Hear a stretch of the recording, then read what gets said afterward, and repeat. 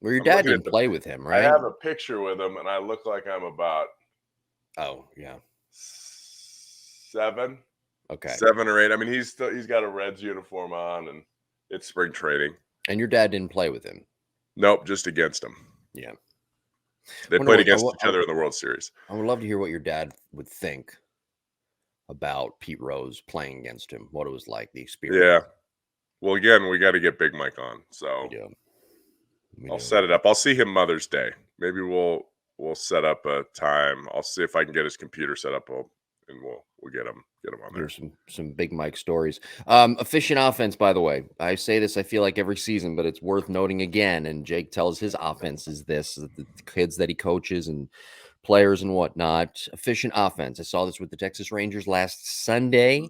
15 runs on 11. I think this was, did they play the Yankees? I don't remember, but 15 runs on 11 hits. That's about as efficient as an offense as you can possibly have. Remember, more runs are equal to or greater than hits in an efficient offense. Meaning, if you score 2 runs on 1 hit, that means that you had a very efficient offensive type inning.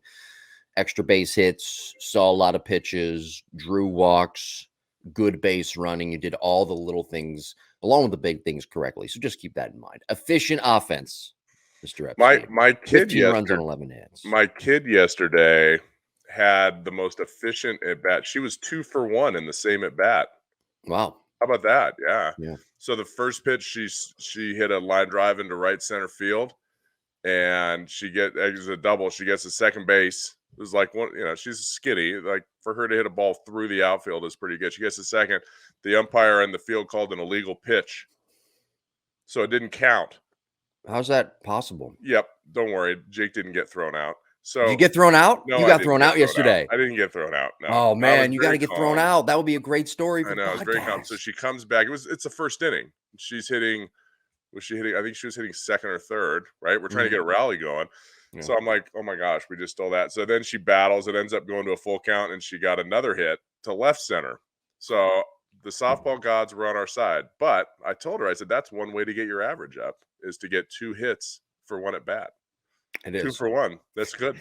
It reminds me of a time when I was playing fall ball. I was 10 years old. I may have told this story before. I was 10 years old, and there was this gentleman. I won't mention the name, but there was this gentleman that was coaching with my dad in the dugout. And this gentleman says to my dad, yeah, my son, I won't say his name either, my son is hitting 1,125. Oh, Yeah. geez. And my dad goes, his first name was Steve. That's all. That's my dad goes, Steve, that's that batting average is impossible. What is it? Maybe he was referring to OPS. I hope he was. Maybe he came up with some analytical number before there was analytics. This was like back in like 1999, 2000. So people can do the math and figure out my age at that point. But that's what that story reminded me of. Your daughter going 2 for 1 and 1 at bat. She got 2 hits and raised her batting average. How do you get 2 hits and 1 at bat? Who knows? Could you imagine getting a hit and be like, I'm going to go for another one? All right, I know. Ghost runner. You single the other way and say, I don't like how I hit that. You know what? Let's do it again. Yeah, let's do it again. Let's go again. That's right. The ghost runner too.